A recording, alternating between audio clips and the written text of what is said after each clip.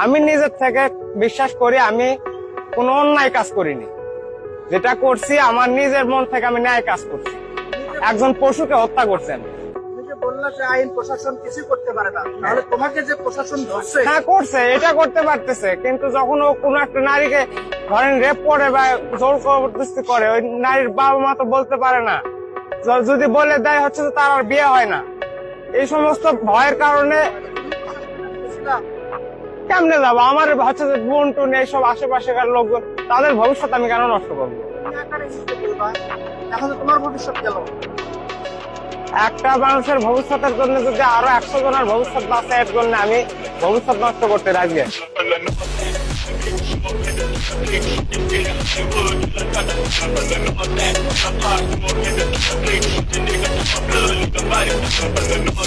I might have to